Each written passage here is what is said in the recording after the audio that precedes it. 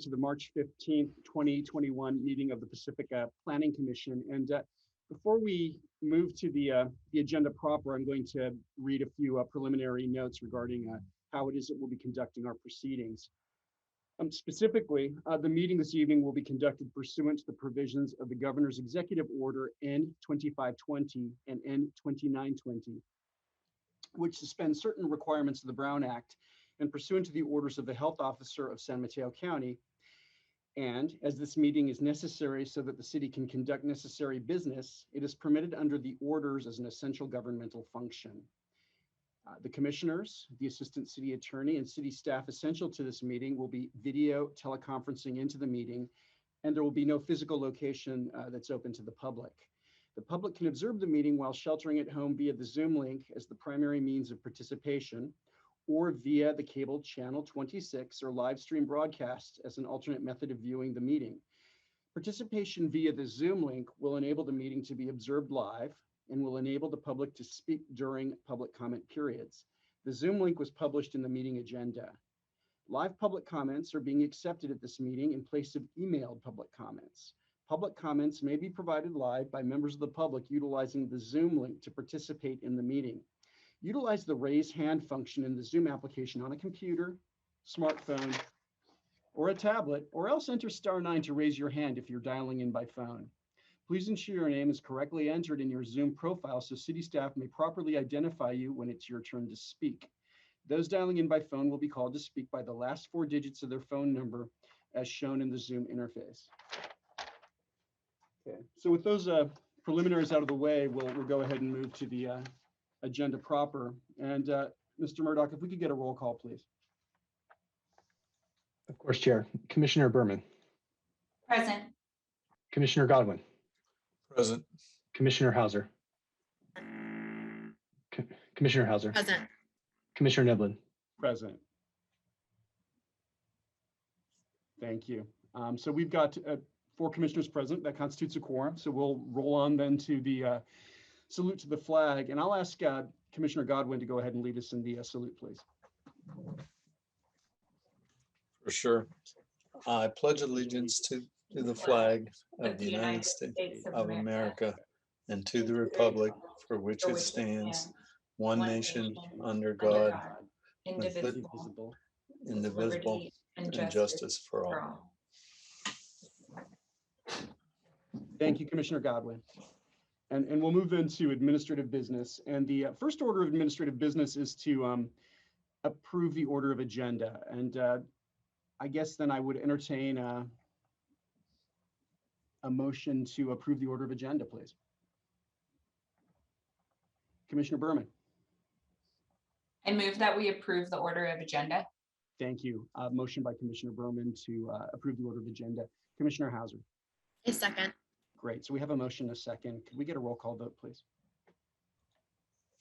Commissioner Berman. Yes. Commissioner Godwin. Yes. Commissioner Hauser. Yes. Commissioner Niblin. Yes. That motion passes unanimously. Thank you.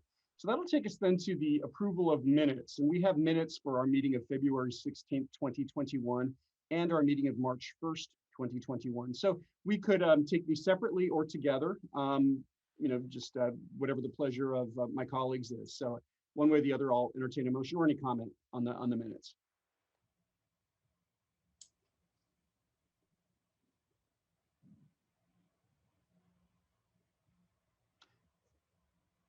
Commissioner Berman. I move that we approve both the minutes from February 16th, 2021 and March 1st, 2021. Thank you. So we have a motion by Commissioner Berman to approve both sets of minutes. Commissioner Hauser. I second the motion. Thank you. A motion and a second to approve both sets of minutes. Can we get a roll call vote, please? Commissioner Berman. Yes. Commissioner Godwin. Yes. Commissioner Hauser. Yes. Commissioner Niblin. Yes. That motion passes unanimously. Thank you. So that will take us to designation of liaison to the city council meeting, and it looks like we don't need that at this time. Is that correct, Mr. Murdoch? That's correct, Chair. Thank you. Thank you. So then we'll move to oral communications, and this is the portion of our agenda that's available to the public to address the Planning Commission on any issue within the subject matter jurisdiction of the commission that is not on the agenda. The time allowed for any speaker will be 3 minutes. I'll ask if there were any individuals who wish to address us under oral communications. There are at least 2, Chair, so I will set up the timer and Thank you. call them in momentarily.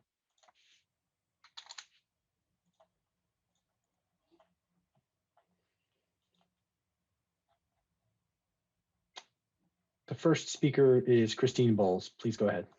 Thank you, Ms. Bowles. Yeah, please proceed. Good evening, commissioners and staff. My name is Christine Bowles. Oops. Sorry, are you just now starting? I want to make Yeah, sure you please can hear go me. ahead. Okay, sorry. My name is Christine Bowles. I'm a licensed architect and resident of the Manor District. I was going to start by congratulating Commissioner Niblin and Dummerat for their appointments. I'm sorry, Mr. Dummerat's not quite here yet, but I'll congratulate him on another time. Thank you. The interviews for the open planning commission seats were open to the public, and I learned some very interesting information. All applicants were asked if they were familiar with Pacifica's general plan, as well as the Coastal Act. The city's website describes the role of planning commissioners, and I quote, "The purpose of the 7-member planning commission shall be to recommend and advise the council in the preparation, adoption, and amendment of the city's general plan, coastal plan, zoning law, and other specific and area development plans which provide for and control the future physical development and conservation of the city." And then review of development projects is the second task mentioned. Since I was last here before you regarding Vistamar, I've been reading and reflecting on those documents. The safety element in the 1980 general plan is particularly troublesome, as the city is currently forced to use a document based on such old science that it does not even consider climate change. I discovered that our safety element is actually out of compliance with state law and Government Code 65300. Critical updates to flooding and fire risks were not done as were required as part of the 2015 housing element update. In January of next year, it will also require updates for climate adaptation and resiliency strategies. I'd encourage you and the planning staff to review the general plan documents at your earliest convenience. Let me share one glaring example of the importance of this document as it relates to the Vistamar project. As you might recall, much of your discussion before approving the project centered around adding trees, both to replace the 57 trees that were being removed, but also to screen the bulky massing of the project. You might also recall that the site has an average slope of 52% and some of the areas up to 66%. Your decision to add trees in consultation with Senior Planner Murdoch actually contradicts the 1980 safety element. Quoting from page 102, "For steep slopes in excess of 50%, the slope should contain a mature stand of grass or other type of ground cover. However, shrubbery, brush, and trees appear to be more harmful to the overall stability of steep slopes and should be avoided." For future projects coming before you in the next few months, I'd also like to encourage you to refresh your understanding of CEQA laws, specifically when environmental review is required on a project and what triggers a more in-depth EIR. On behalf of all Pacifica residents, I would ask for your careful, independent review of all projects that come before you. Thank you. Thank you, Ms. Bowles. Next speaker, please. Next speaker is Aaron Wood. Please go ahead. Yes, thank you. Please proceed. Aaron Wood, Lindemar Valley. 801 Fazler, please reconsider restriping Fazler for those 24 units. 801 can turn around at the end of Fazler, allowing them to enter from the west.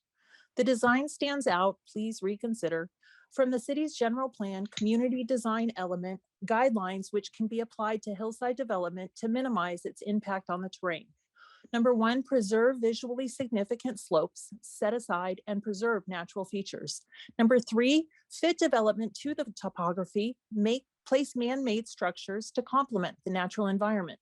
And number 6, landscape developed areas to blend with the natural landscape and require minimum maintenance and water.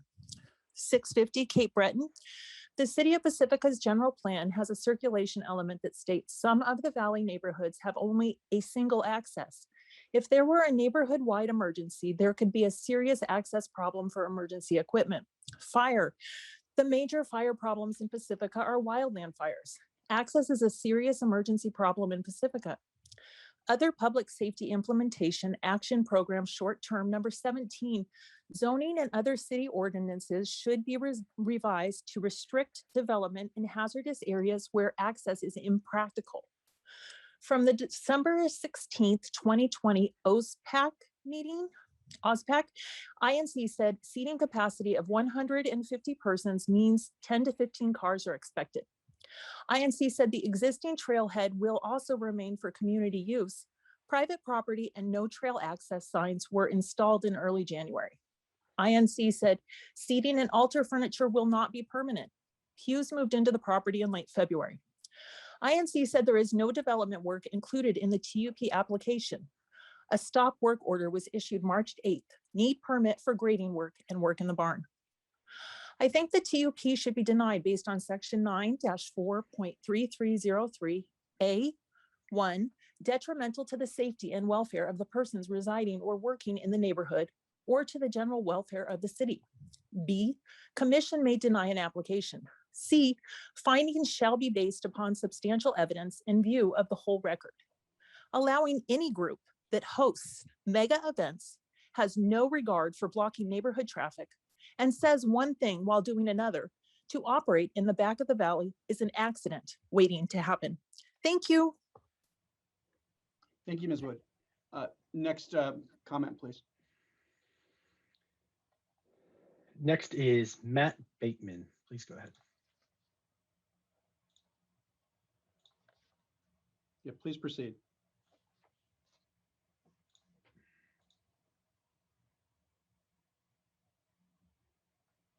Mr. Bateman, are you there?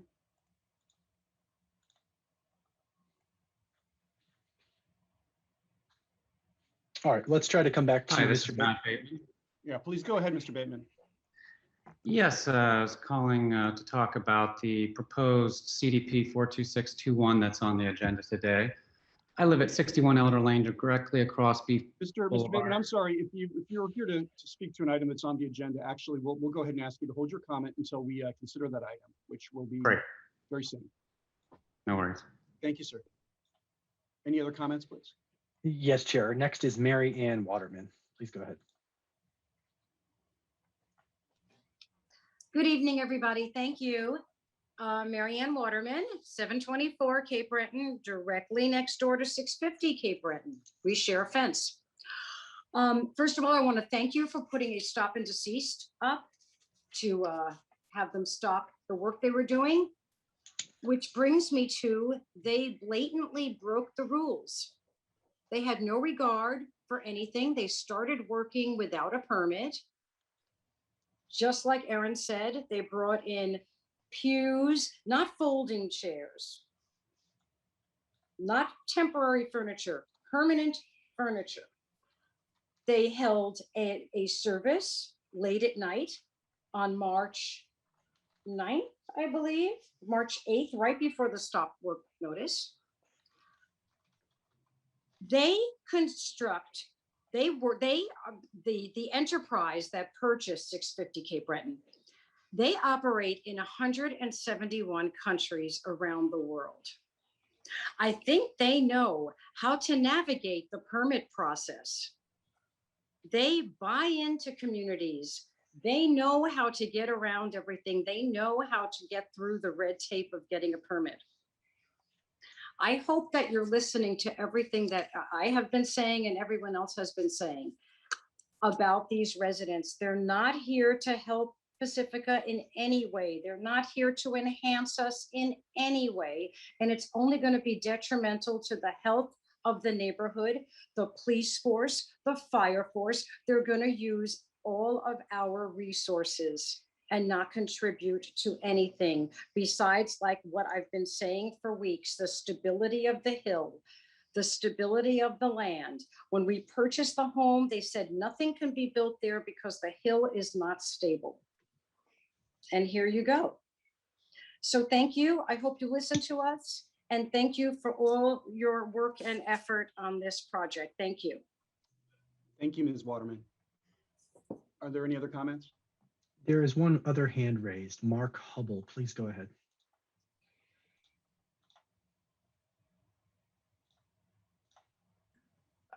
I keep hearing this church referred to as a mega church. Is there, have they give you an indication of how many people they plan to attend on every service? Because the Hartford Institute for Religion Research defines a megachurch as a weekly attendance of 2,000 or more. And so have they given you a number of? So Mr. Hubble, thank you for your comments. We actually don't conduct this as a Q&A session, though. We'll note your comments, of course, and of course, staff Okay. will take cognizance okay. of them. But if you have other comments to offer, please go ahead. Well, I live in Everglades and it's part of the valley, and the valley, you know, smog tends to build up in the valley back here like nowhere else in Pacifica, a little grass fire, and it's really hard to breathe back here. So if there's 2,000, you know, people attending in vehicles and that kind of stuff, it would be extremely hazardous to our health. That's all. Thank you for listening. Yes, thank you, Mr. Hubble. Are there any other comments at this time? Yes, Chair. Next speaker is Adrian Shaw. Please go ahead. Hi, thank you. I'm a resident of Lindemar, and while I haven't been here as long as many of my wonderful neighbors, I did used to live next to a mega church in Bensalem, Pennsylvania, and it was an absolute, it caused me to move when my lease was up because of the just the traffic disaster. Every time there was a service, I could not get out to the main road or get back in. And that was with roads that were much larger than we have here. And if they, claim that they're busing everyone in, then that actually gives me another pause, because then why are they locating it so far back and so far away that they have to bus people in? So I concur with all of the other comments that I've heard tonight about the traffic issues, the wildfire evacuation issues. Thank you so much for your consideration. Thank you, Ms. Shaw. Are there any other comments at this time? Yes, Chair. One hand raised by Jessica Rabbit. Please go ahead.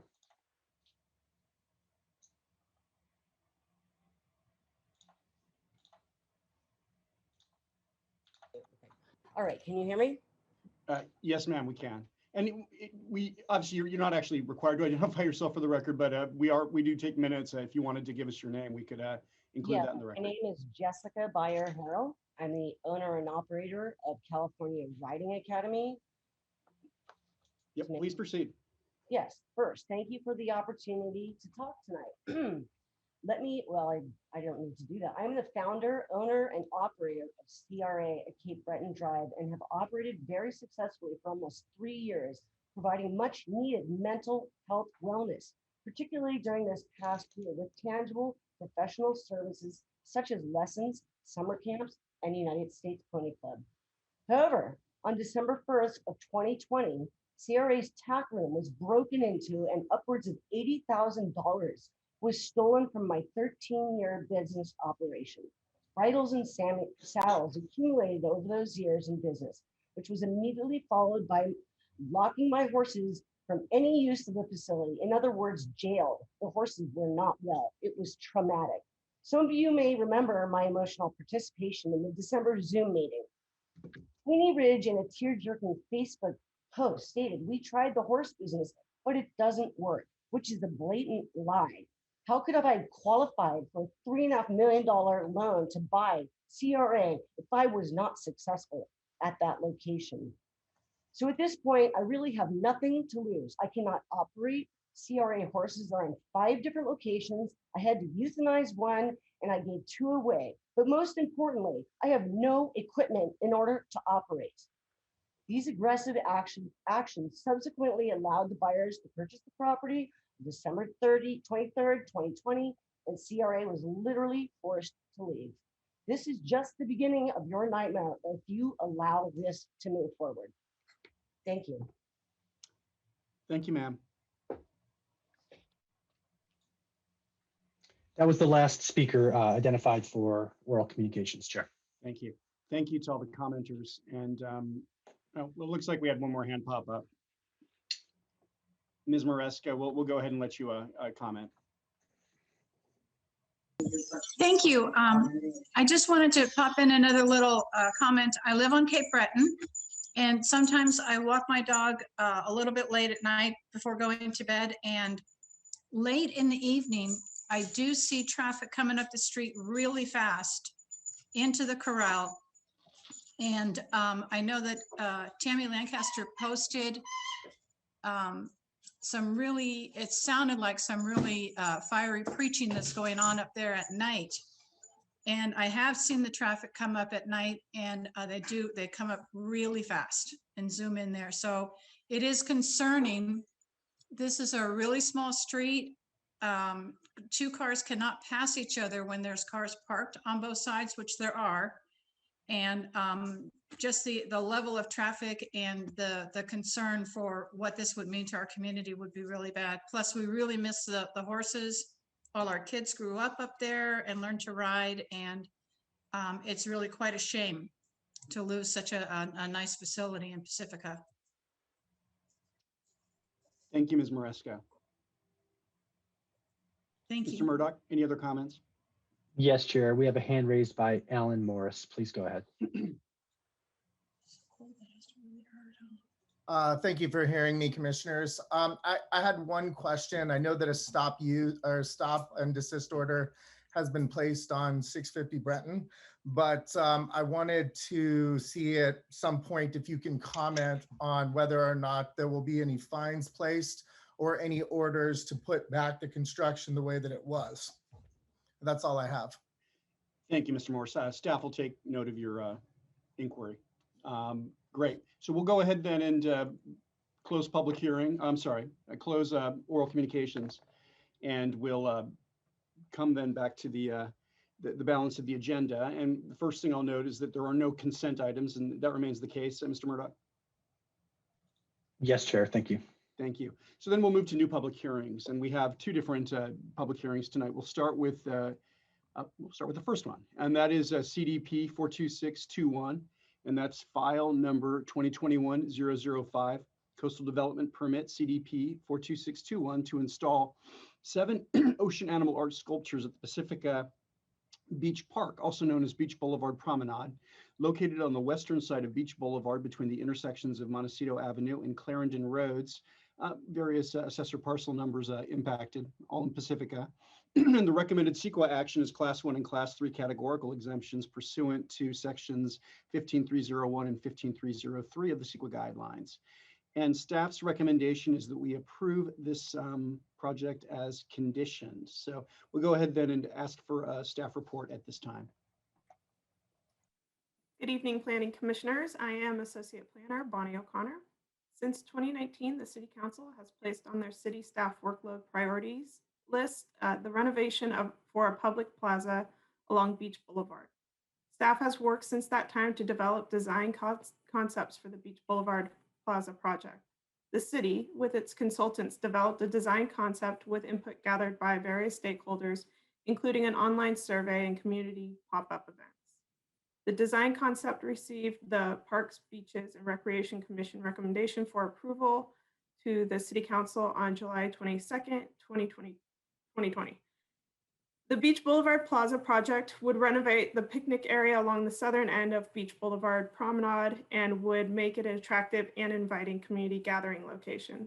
The proposed scope of work includes, among ADA compliant concrete pathways and attractive hardscape features in the plaza area, as well as new landscaping. At the August 24th, 2020 City Council meeting, the council unanimously approved the concept plan for the Beach Boulevard Plaza project, and at staff's recommendation, delayed construction of the Beach Boulevard Plaza project to be coordinated with the future Beach Boulevard Infrastructure Resiliency Project, with the exception of the ocean animal art sculptures. The project that is subject of consideration by the Planning Commission tonight includes the Coastal Development Permit for the installation of the 7 ocean animal art sculptures. The art sculptures would be distributed around the existing concrete pathways of the existing beach park located on the south end of Beach Boulevard.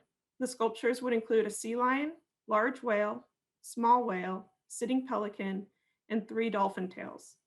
The specifics for and images of each of the sculptures is detailed in the staff report. All sculptures would be manufactured off-site, but the concrete footings would be constructed on-site. The construction areas would be focused around the proposed art sculpture locations to minimize impacts to public access in the remainder of the beach park. Construction is anticipated to start in May or June of 2021 and is estimated to last an anticipated 1 to 2 months. The project would immediately refresh the visual interest of the already established beach park.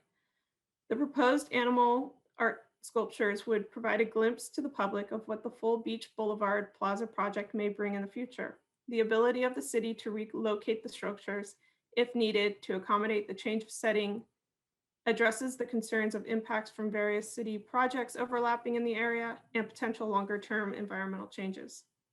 Staff recommends that the Planning Commission find that the project is exempt from the California Environmental Quality Act under a Class 1 existing structures and a Class 3 new construction of small structure exemptions as detailed in the CEQA guidelines, and approve the project as conditioned.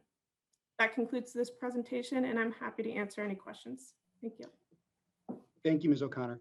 Before we open this to a public comment, I'll ask if there are any clarifying questions that commissioners may have of Ms. O'Connor. Commissioner Hauser. Thank you, Chair. I have 2 questions. The first is you talked a little bit about public outreach and PB&R, reviewing this and the community having a survey. Was that outreach done on this specific plan that we're looking at tonight, or on kind of a general concept overall? So I'll answer that, but maybe Associate Engineer Lawrence Henriquez can provide any additional information.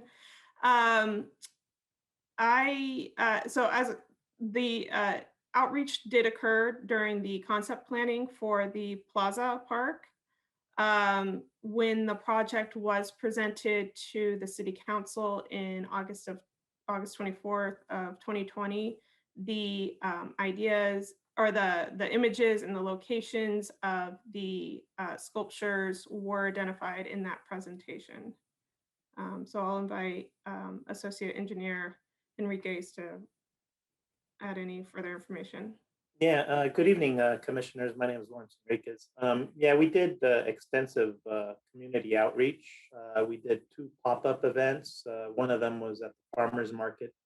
The second one was at the Beach Boulevard Plaza area, where we plan to do the project, on site.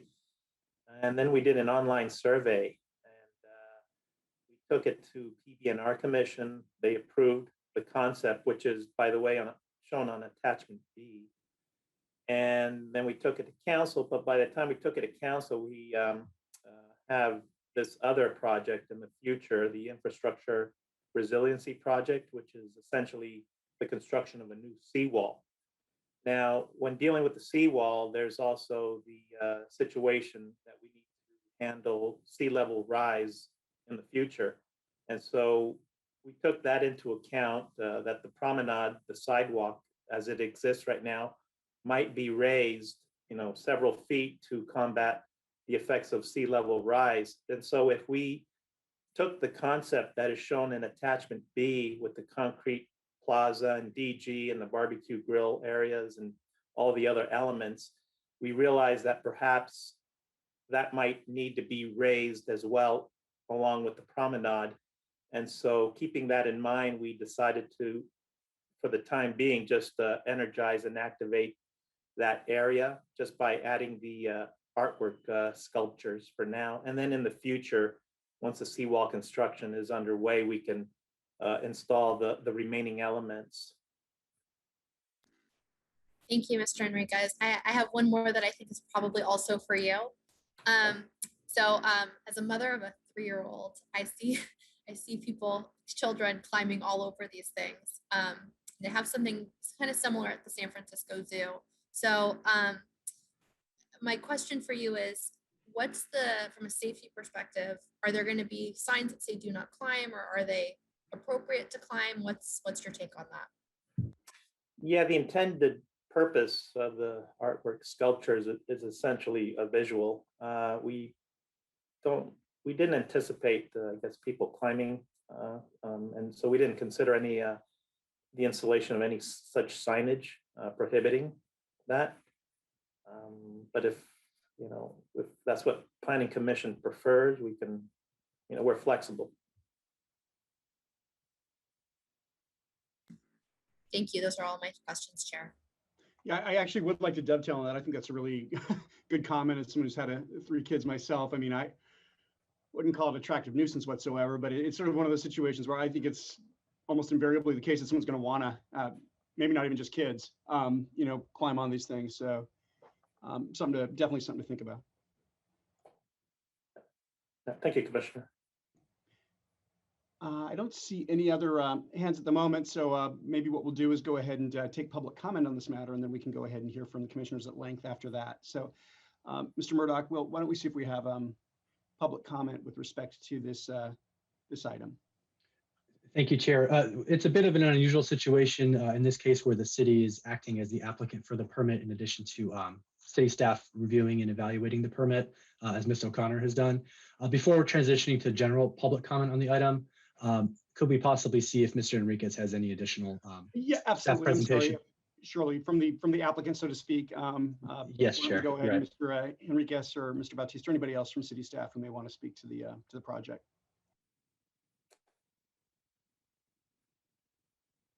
I didn't have any further comment. Okay, thank you, Mr. Enriquez. Okay, well, we know you're, and we'll know you're available to answer any questions that may come up. So we'll go ahead and move to the public and hear what folks have to say. Thank you, Chair. There's one speaker with a hand raised currently, Christine Bowles. Please go ahead. Thank you. Thank you, Christian, and good evening again, commissioners. My name is Christine Bowles. I'd like to ask you to consider postponing your decision on this item and continuing the item to a later date. As is stated in the report before you, the city is currently engaged in redesign of a larger area of Shark Park as part of the Beach Boulevard Infrastructure Resiliency Project. And I've been participating in those meetings. And I need to correct Mr. Enriquez in that he said the seawall was going to be built from that project. That is one of the options they are considering. It is not the inevitable alternative of that project. In fact, at the last public meeting on February 4th, the consultant GHD proposed several options for this park where the sculptures are to be placed. One of those options includes moving the seawall inland to the road, eliminating the park altogether, and increasing the area of sandy beach and dunes. According to the seawall project schedule, final design solutions will be shared before the end of April. So we should be able to ascertain soon if there is indeed a location to install these sculptures or one where they can be moved later. I'm also saddened by the council's choice to purchase off-the-shelf sculptures for one of the most beautiful areas in Pacifica, a mecca for residents and tourists alike. We have so many talented artists in our community, and I would love to see a contest for ideas for art that would truly represent our community, our history, and our shared vision for our future. I was biking at Ocean Beach in San Francisco this weekend and saw the 3 mosaic surfboard-like sculptures at the intersection of Taraval and 48th Avenue by local artist Colette Crutcher. She often works with residents and children to create unique handmade tiles that are incorporated into the larger sculptural pieces. This is a great example of meaningful, enduring community art that can also put money back into our economy by supporting local artists. And I just want to agree with Samantha Hauser, children don't read signs. They will try to climb whatever they can climb. And these sculptures are currently proposed to be of GFRC, which is a very thin concrete and is more susceptible to damage than the sculptures you see at the zoo that my children have also climbed. And so I really question the appropriateness of this solution. Again, please consider continuing the item until the council is able to give you a better direction on the long-term planning decisions for this area. Our funding is limited. We're told our city is broke, and I just want to make sure we're spending our money wisely. Thank you. Thank you. I had down that there was a Mr. Bateman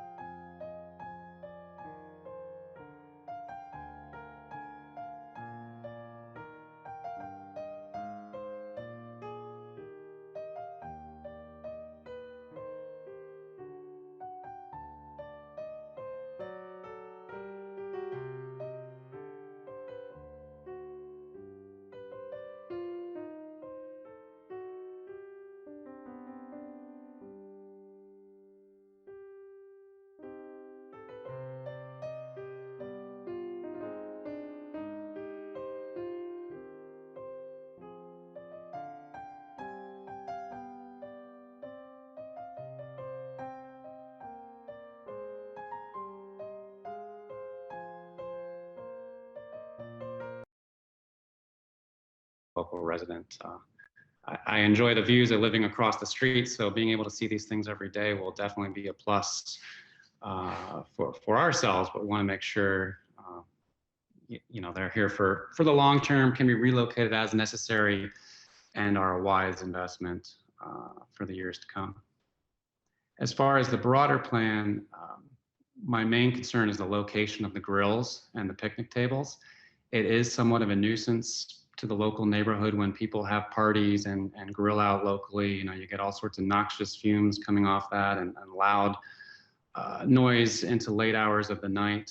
And I'm worried the current design might amplify some of those problems by separating the grills and concentrating them too closely to the street, and then separately having the picnic tables all grouped together. It doesn't really make for a design that's suitable for multiple parties using it simultaneously. So it might make more sense to push those picnic areas more centrally within the open space and then separate them into individual areas that could be utilized simultaneously without creating an impact on the quiet enjoyment for the neighbors. That's all. Thank you. Thank you, Mr. Thank you, Mr. Bailey. Do we have any other comments? I don't see any other hands raised, Chair. Thank you. So we'll bring it on back then to we'll go ahead and close the public comment portion of this, of our consideration of this item. We'll go ahead and bring it back then to the commission. And I'll ask if my colleagues at this point have any discussion, comments, questions. Commissioner Berman. Thank you. Just following up on some of the public comments, I interpreted this from the staff report, but perhaps staff can clarify.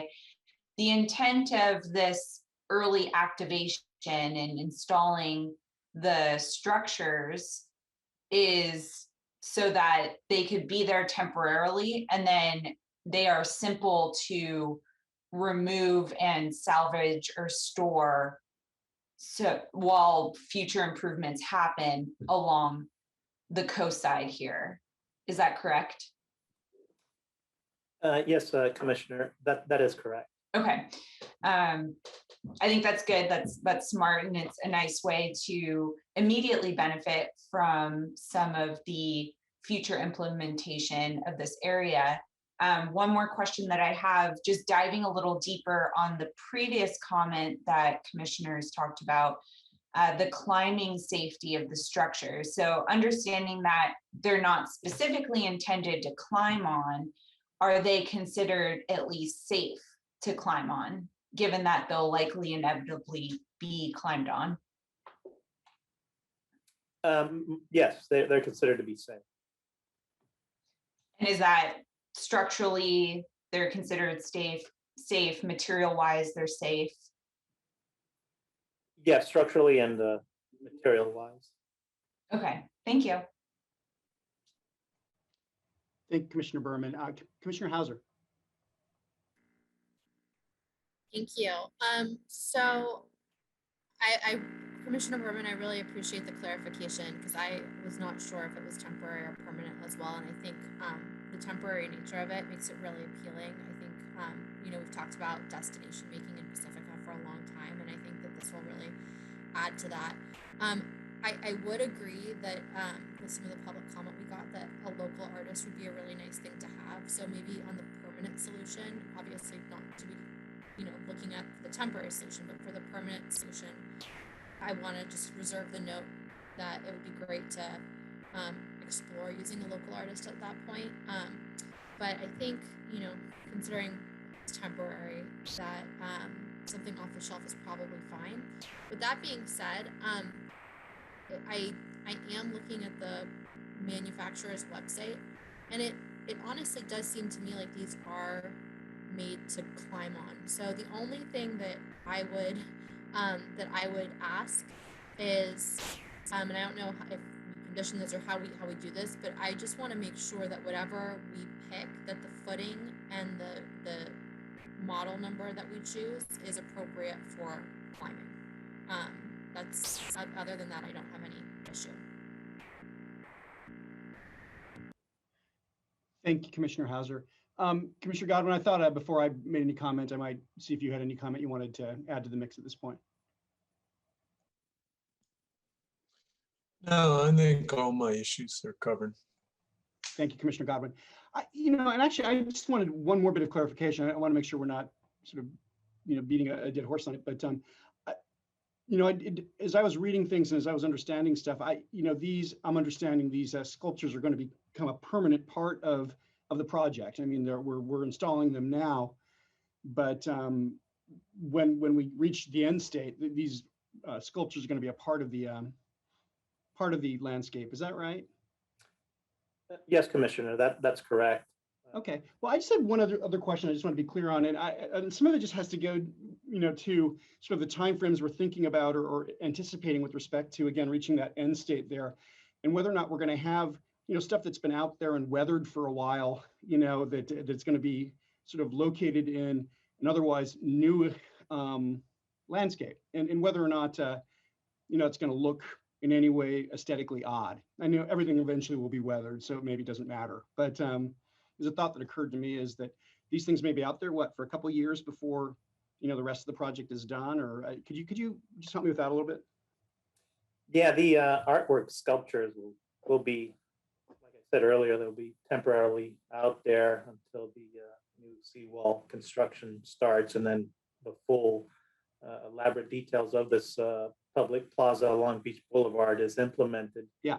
But the sculptures themselves will be easily, movable and removed, and when that time comes. Am I answering your question, Commissioner? Well, I think so. I guess maybe more specifically, are they going to weather okay, in a sense that they're not going to be like looking really old when we've got all this other, to put it really basically, really new stuff around it? I'm sorry. Go ahead. Yes, they should withstand the effects of the weather and the constant waves and the sea salt, and that may be, like you said, 2, 3, 4 years until that seawall begins construction, which might be, for quite some time. Mm-hmm. Mm-hmm. I just have this notion of buying something again that we're going to install new now and sort of couple it up or sync it up later with something that's going to happen some years later. It's not going to look new anymore, and maybe that's fine because maybe they'll actually become more attractive as they weather. I just don't know enough about how that is going to go, but I just am offering that as a concern or a thought that occurred to me. And through the chair, Sam Bautista, Deputy Director of Public Works. We'll also have our rangers inspect the structures on a regular basis. So we'll make sure that all the structures are in safe condition. Okay, all right. Okay, well, that's what I had to add to the mix. At this point, I would entertain a motion, or frankly, just any other comments from my colleagues.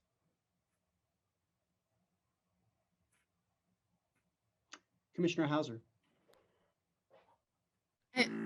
Yeah, I'm so sorry to beat a dead horse, but I still think I'm a little bit confused about the temporary versus permanent nature. So I think, and I just want a clarification. I think what we're saying is the structures are intended to be there until the construction of the seawall. At the time of construction of the seawall, we can either move them to their permanent location or have a new sculpture or something to that degree. Is that what I'm hearing? I'll let staff speak to that, but I was under the impression that they were going to get reintegrated into the new setting. Okay. Yes, Commissioner Hauser. They would be temporarily relocated while the construction is ongoing with the seawall. And like I said, if any of that land is raised, then they would be relocated elsewhere, and that land would be raised, and then they would be reinstalled, and then the full throttle of the public plaza along Beach Boulevard project elements would be integrated at that time. Ms. Bazzano. Chairman, I just wanted to add for clarification that these proposed art installations are the only proposed art installations that would occur at this site. So there wouldn't be any new art. These sculptures would be the extent of the displays in this location. Thank you, Ms. Bazzana. Thank you. Any other comments or questions at this point?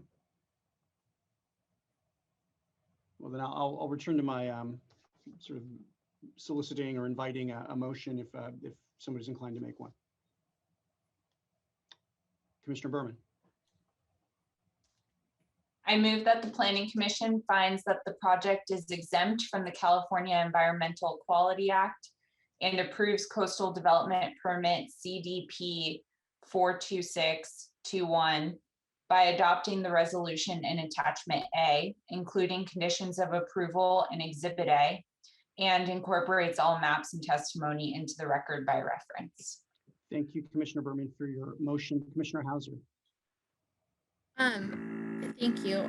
I would really like to respectfully request Commissioner Berman that we amend the motion to include a condition that makes sure that whatever footing and structural support for these structures is safe and appropriate for the public, including children.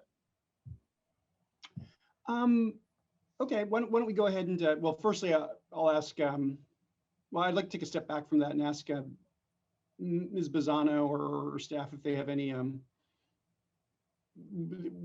guidance for us with respect to that motion. I mean, my sense is that, you know, we've gotten a representation from city staff that they've kind of done due diligence into the safety of the materials themselves. I'm feeling a little like it's maybe surplus to include something like that in a motion. But again, I'll ask the Assistant City Attorney if she has any comment on that.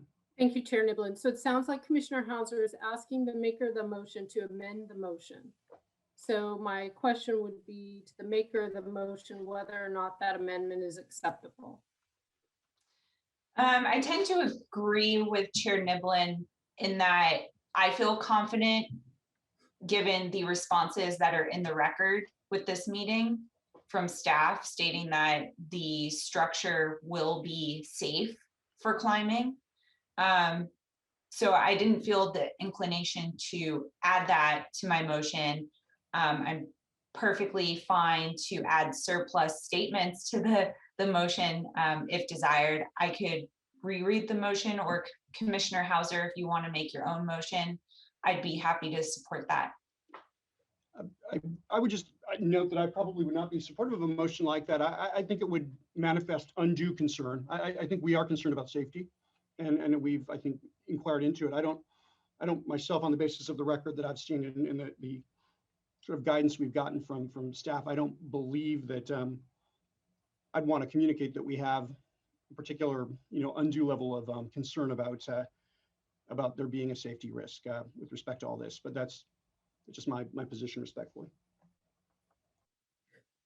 I guess in response to that, I'll let my motion stand. And if anyone wants to provide a different motion, I'll allow them that opportunity. Chair Niblin. So just for, the process procedural point is that the motion has been made. There's no amendment to it. So it's up for a second. And then if there's a second, then there can be further discussion on the motion or a vote. Thank you so much. Commissioner Hauser, I see your hand still up. I don't know if that's up from, okay. Commissioner Godwin. I'll second the motion. All right, well, we have a motion. We have Commissioner Berman's motion, and Commissioner Godwin has seconded it. Commissioner Hauser. Okay, so especially considering that we're barely a quorum tonight, and I don't want to stymie what I think is a really critical project that will, help activate that space and make it more vibrant. I just would like, if it's appropriate and the chair thinks it's acceptable, I'd like to ask one more question to staff. Yes, please. Okay. So I think the reason I'm having a hard time with this is when I originally asked Mr. Enriquez if it was appropriate for climbing, I think the answer was that wasn't contemplated. And then I think it was asked again in a different way. And I kind of heard that this was structurally appropriate and safe. So I just want to make sure beyond avoidance of doubt that we've looked into this and it's safe and you're not concerned with children climbing on the structures? Commissioner Hauser, San Bautista. Just to give you some assurance that the footing will be designed so that the structure does not overtop or topple over. So we ensure its safety for residents and beachgoers. Mr. Batista, that's what I was looking for. Yeah, Commissioner Hauser, I just wanted to add also, we had structural engineers design the footing and they went through elaborate structural calculations and analysis. So they've been stamped and deemed safe. So along those lines, maybe one other question. Now that I think Commissioner Hauser's raised some important points. I take it you all intend to develop and sort of implement a plan for inspection and maintenance of the structures. Definitely will. Well, as I said, we have the rangers that will go out. They're out on the beaches, and that if they see something, they'll report it to us. So we'll definitely have inspections of the structures. Thank you. Okay. Well, we've got a motion and a second. I think a roll call vote then is in order. Mr. Murdoch, if you could help us with that. Commissioner Berman, Yes. Commissioner Godwin, Yes. Commissioner Hauser, Yes. Commissioner Niblin. Yes. That motion passes unanimously. Thank you. So we'll move then to the next new public hearing item, and this is text amendment, well, TA 11921. It's file number 2021-007, text amendment TA 11921, initiated by the City of Pacifica to amend sections 9-4.2306 and 9-4.260.3 of the City of Pacifica zoning regulations, Title 9, Chapter 4 of the Pacifica Municipal Code to modify the identified uses subject to a special use permit and other conforming amendments. And the proposed amendments would affect all properties in Pacifica. The recommended CEQA action is pursuant to the general rule exemption, CEQA guidelines section 15061B3. And staff's recommended action is that we adopt the attached resolution initiating the text amendment and recommending approval to the City Council. We'll go ahead and ask for a staff report. Thank you, Chair. Good evening, Honorable Commissioners. I'm Deputy Planning Director Christian Murdoch. The item before you is a proposed zoning text amendment that would modify the city's zoning provisions related to special use permits. The special use permit is a powerful tool that allows certain listed uses to be approved anywhere in the city, in any general plan land use designation and any zoning district classification. Normally, uses must comply with the general plan land use designation and zoning district classification, and in some cases obtain additional permits or even use process.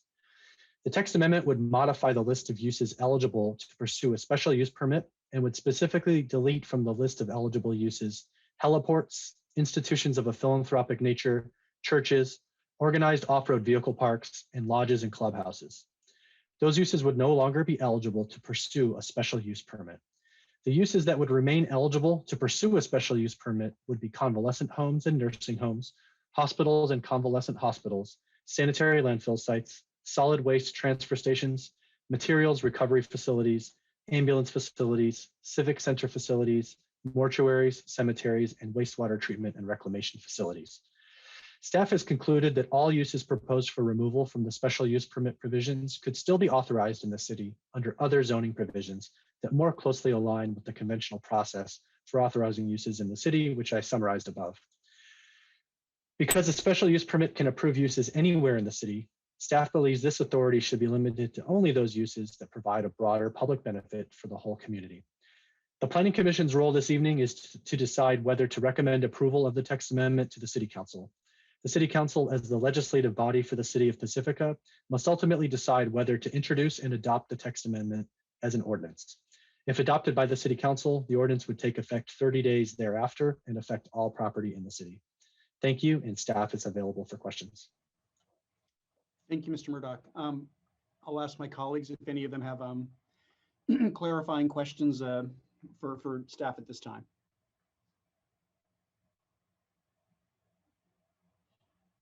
Commissioner Hauser. Thank you.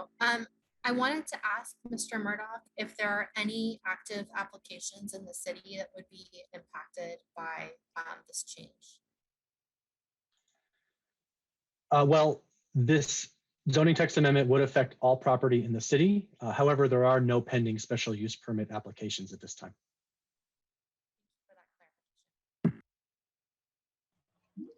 Thank you, Ms. Hauser. Commissioner Hauser,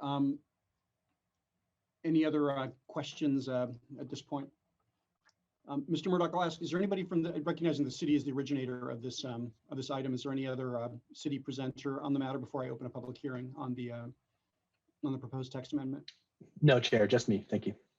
Excellent. So we'll go ahead then and open a public hearing and see if there are any speakers for the public hearing on this text amendment. There are multiple speakers now, and I will transition over and we'll get started on public comments.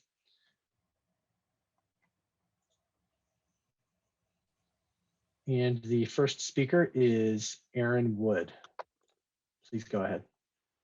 Aaron Wood, before you amend anything, sometimes the INC has made the news.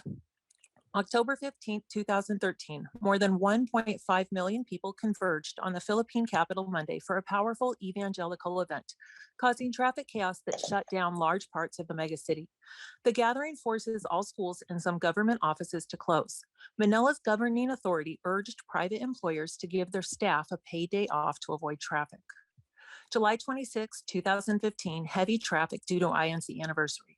Government has deployed hundreds of policemen to secure the celebration.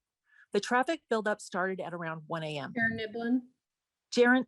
January 1st, 2016, INC started the new year with a huge bang, achieving 3 new Guinness World Record titles to add to its growing collection.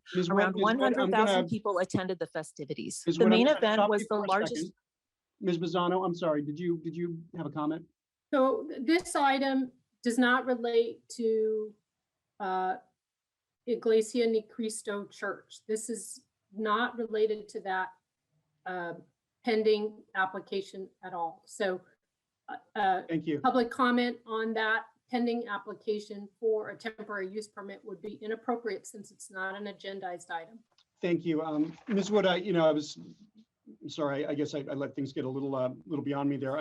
Sorry, I don't know if you were intending to shift to something that pertained to the agenda item or not, but if you do intend to. No, I just don't understand the process. So I just made a mistake. I'll call somewhere else. Thank you. Bye. Yes, ma'am. Thank Chair you. Niblin. Yes, ma'am. Maybe just provide a reminder to the public that this item is specific to the text amendment. That's before the Planning Commission. Again, so this item again pertains to the text amendment. It doesn't pertain specifically to the Iglesia Ni Cristo or that matter. So individuals who wish to speak to the proposed text amendment are of course able to, but we're going to be limiting comment in this public hearing to that particular text amendment. So why don't we go ahead then and see if there are other speakers who want to address the text amendment. Thank you, Chair. Before I introduce the next speaker, would it be acceptable for the chair to consider allowing Ms. Wood a moment to gather her thoughts and perhaps another opportunity to speak with the remaining balance of her time on the appropriate agenda topic? That would be fine. As a chair, I'd be happy to see that happen. Thank you, Chair. All right, the next speaker is Alan Morris. Please go ahead. Thank you. So I'm trying to understand this, proposal right here, and it seems kind of cut and dry, but I'm a little unclear as to the difference between a special use permit and like a temporary use permit, for instance. Is a special use permit considered any type of variant to, whatever the zoning it currently is on on any particular property? And would a temporary use permit be considered a special use permit? And that's all I have. Thank you, Mr. Morris. We'll ask for the next comment, please. The next speaker is Christine Bowles. Please go ahead. Hello again, commissioners. This is Christine Bowles. I'm actually very confused about this proposed change to our zoning ordinances. I'm going to focus my comments on churches as I've worked on several church projects in my career. It's my understanding that in the current zoning code, churches are not outright permitted anywhere in Pacifica. Even in an R1 zone, as is mentioned in the staff report on page 51, a use permit is required according to Municipal Code Section 9-4.401. Which says conditional uses allowed in the R1 district subject to obtaining a use permit shall be as followed: churches and schools. And then it also in zones R2 and R3 seem to allow the same conditional uses. And again, these all require a use permit. So I'm confused about that and how that relates to not approving use permits. I looked at the zoning of 3 churches that I visited in Pacifica, and they're all in C1 zones. These include the Little Brown Church on Francisco, Our Savior's Lutheran Church off Highway 1 near Rockaway, and St. Andrew's Presbyterian on Fassler. Due to traffic conditions around churches, I would think that C1 is actually a much better zone for a church use than R1, single family. Roads are typically wider, the lots tend to be larger, public parking is more abundant. I do not understand why the planning department wants to limit construction of these high occupancy uses to our quieter residential areas. It seems the current planning regulations allow for Pacifica, for Planning Commission discretion in reviewing applications for use permits. And these proposed changes, and the proposed changes actually force uses into zones where they're not necessarily best suited. I'm not sure the planning department understands the long-term effects of the proposed zoning change. In addition, I don't think the statement on page 5 of the staff report quotes from the general plan. The goal is to, fundamental to the city's character, the traditional neighborhoods. It's a goal to protect the social mix, variety, and fundamental character which now exists in each of these neighborhoods by providing for the necessary community services and facilities. By not allowing churches and other community buildings in C1 areas next to residential, I think you're actually reducing the ability for the variety in the neighborhoods. And then, losing my notes here.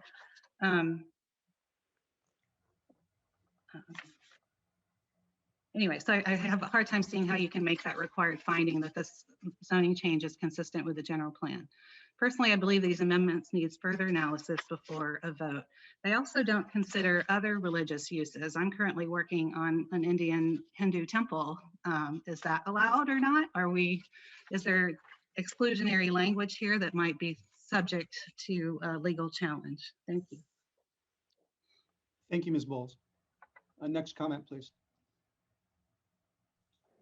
The next speaker is Peter Loeb. Please go ahead. Hello, can you hear me? Yes, sir, we can. Peter Loeb. There are a number of people who are concerned that this amendment will affect the church application at 650 Cape Breton for a permanent future conditional or special use. I had sent an email earlier suggesting that question be addressed before public comment so that we don't have the comment that we're having right now, which is if this amendment will have no effect on a future application for a permanent permit, then I would like the Planning Commission to affirm that understanding on the record so that there could be no confusion going forward. If in fact that this change will make a difference, if the church should apply for a permanent permit in the future, then I need to clearly understand what those changes are, what effects there will be, so that we can have an opportunity to have informed public comment on this change. But there are a number of people who are very confused, very concerned that this change is going to have some effect on a future application. And if that's not true, tell us now, and everybody can relax a little. That's my comment. Thank you. Thank you, Mr. Loeb. Next speaker, please. Next speaker is David Vispremi. Please go ahead. Thank you for having me. I'm David Vesper, a resident Cape Breton. I too read with interest the proposed amendment. And the explanation that I heard tonight is that what the amendment would do would actually be exempting the listed enumerated, I guess, on page 4 uses from the special permit process, which, if I'm understanding correctly, means that they would then special use permit process, which, if I understand correctly, means that they would have to go through traditional zoning or rezoning procedures, including CEQA analysis and all the rest. If that's the case, then this I'm fully supportive of that. I think that's exactly what should be happening moving forward, especially if there's not already. I understand there's a temporary use permit that's before the commission now, but that a special use permit that would extend that on a more permanent basis is not before the commission. So if something like this were to pass, and that would then obviate the ability for an organization now to file a special use permit within one of those categories, then I think that would actually potentially be a good thing. But as other speakers have commented, it would be nice to hear from the commission some degree of explanation if that's your collective understanding of how this actually works. Thank you so much. Thank you, Mr. Vispremi. Are there any other speakers with respect to this item?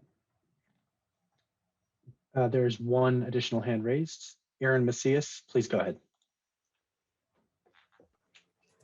Good evening. This is Erin Macias of Lindemar.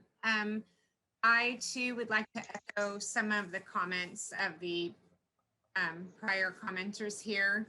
I think that we need some better clarification of any future applications so that there is no confusion moving forward.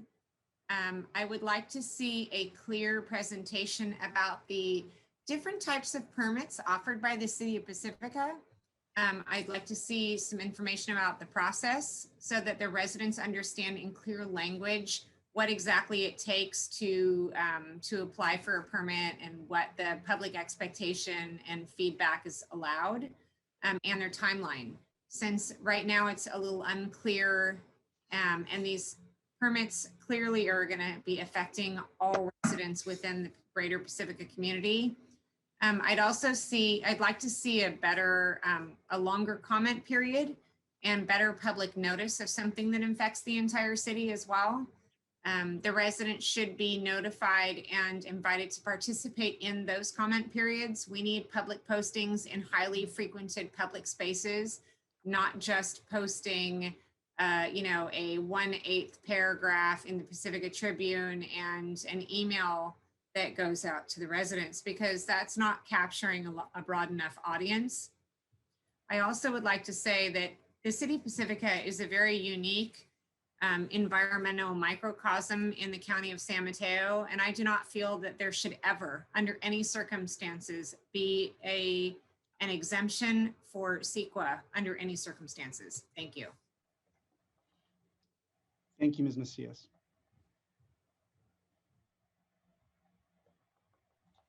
There are no other hands raised at this time, Chair. Thank you. We'll go ahead and close the public hearing, and we're going to bring the matter then back to the commission. And I'll ask my colleagues at this point, what comments or discussion they have with respect to this matter.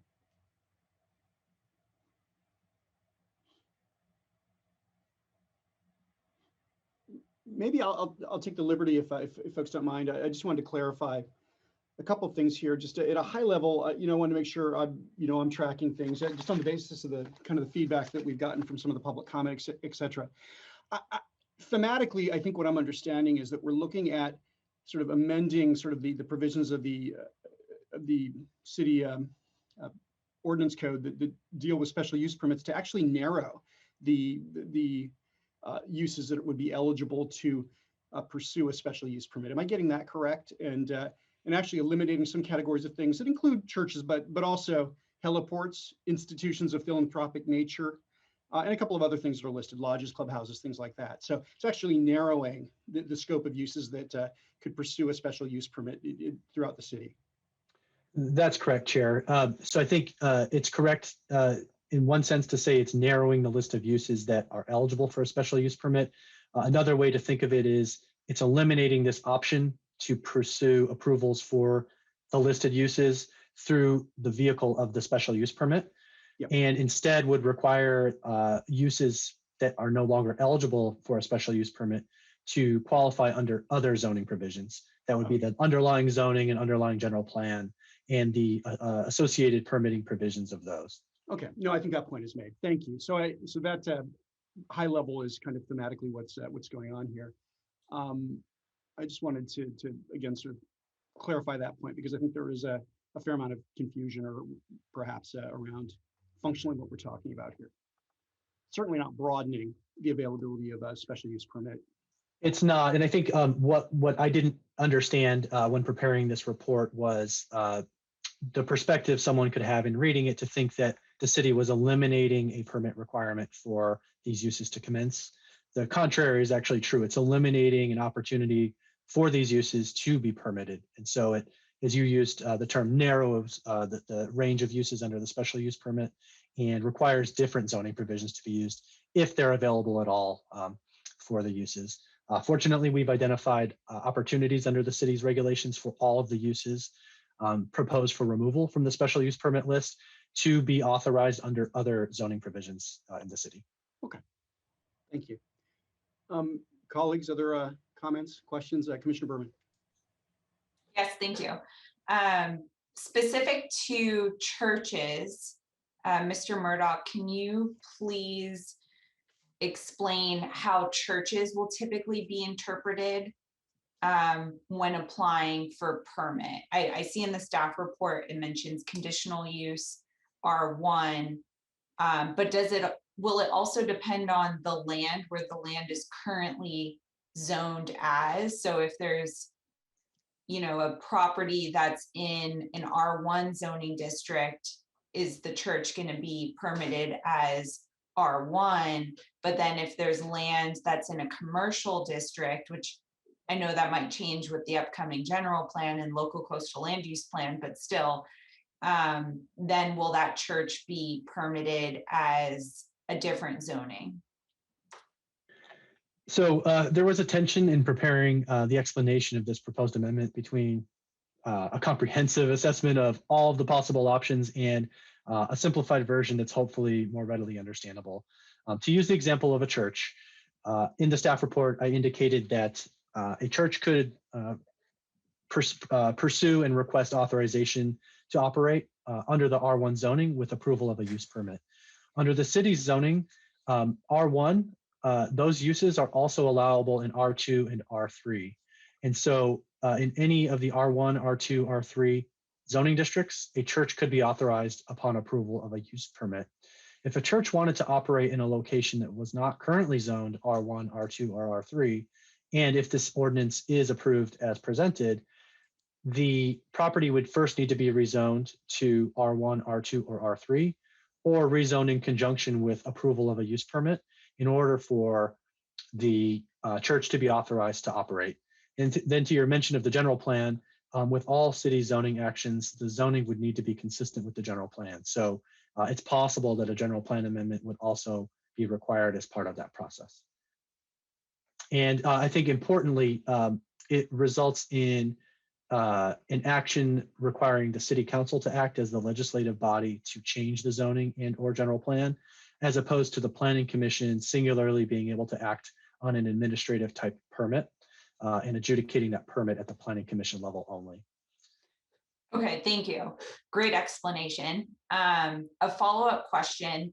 If there is a property that's in an R1 zoning district and it is proposing a church, will it inevitably have to go through planning commission for its use permit? Or could, if it's in a conforming lot and it's not in the coastal zone, could it possibly go through permitting without coming to planning commission or council first? So pursuant to the R1 zoning provisions as they exist today, a church wanting to commence operations on a site where no church exists currently would require approval of a use permit, most likely by the planning commission. In some instances, the zoning administrator can conduct the public hearing for certain types of use permits. It's really at the discretion of the zoning administrator. But in most cases, I would suspect that the zoning administrator would want the use permit to be considered by the planning commission. And there would be a public hearing and an opportunity to appeal the planning commission's decision to the city council. Okay, thank you. Commissioner Godwin. Yeah, I first wanted to say things like heliports and off-road vehicle parks tend to disrupt their neighbors substantially. So narrowing this list is fundamentally a great idea, in my opinion. But my question is, if some other kind of organization like a church or a hospital wanted to locate in a C1 zoned area or some more commercial stuff, is there anything we're doing in this tonight that would limit their ability to do that or discourage them from that? So tonight's action is simply affecting the special use permit process. There were some public comments inquiring as to whether a special use permit is the same as a temporary use permit or a regular use permit. Even though they all have use permit in their names, they're different permit types authorized under different sections of the municipal code, and they have different findings in some cases and other provisions governing their approval and the reliance on the permit authority. So a special use permit is a singular type of permit. It's not the same as any of the other use permit types. And the proposed text amendment would only affect special use permits. To your scenario, your hypothetical scenario of a commercial property wanting a church to open and operate, if this ordinance were to be approved, the property owner of that site would need to pursue a zoning amendment to rezone the site into a residential R1, R2, or R3 zoning classification, or else seek a text amendment to the commercial zoning provisions to add a church to the list of authorized uses as either a permitted use or a conditional use. And so the opportunity to pursue a special use permit would no longer be available, and it would require zoning changes under the two scenarios that I just outlined in order to authorize the church use on a commercial site. Thank you.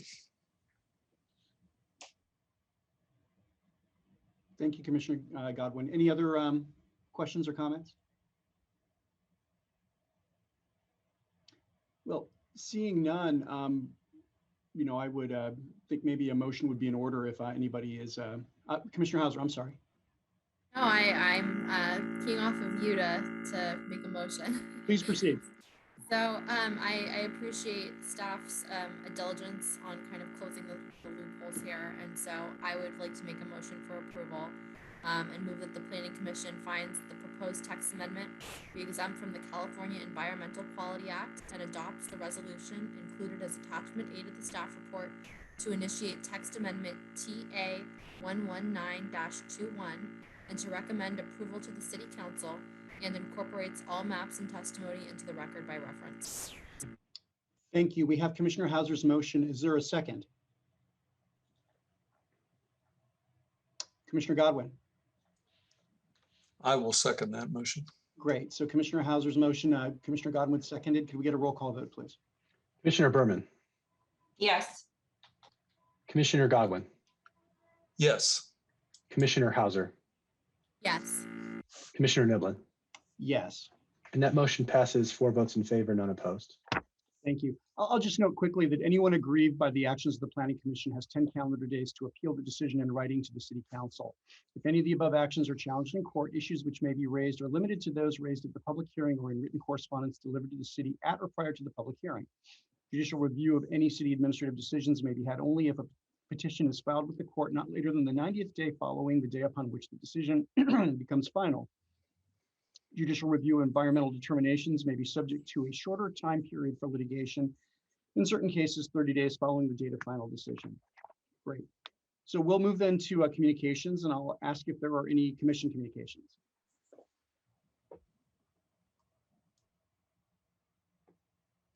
Okay, seeing none, I'll ask then for staff communications. Thank you, Chair. The only thing tonight is to have the pleasure to announce that you were reappointed to another term on the Planning Commission. We're very pleased about that. And the City Council also appointed a new Planning Commissioner, George Damarat. He is out of town tonight, but I think fully intends to participate in the next Planning Commission meeting. And staff will be giving him a new commissioner orientation in the coming days. Thank you, Mr. Murdoch. Well, I'm very honored and feel privileged to have been reappointed and looking forward to meeting our new colleague. So I think that brings us then to adjournment. Is there a motion to adjourn? Commissioner Hauser. I would like to make a motion to adjourn the meeting. Okay, we've got a motion to adjourn. Is there a second? Commissioner Berman. We've got a second. So Commissioner second. Great. Commissioner Hauser's moved to adjourn and Commissioner Berman is seconded. Can we get a roll call vote, please? Commissioner Berman. Yes. Commissioner Godwin. Yes. Commissioner Hauser. Yes. Commissioner Niblin. Yes. The motion passes unanimously. Thank you. We're adjourned. Have a good night, everybody. Good night.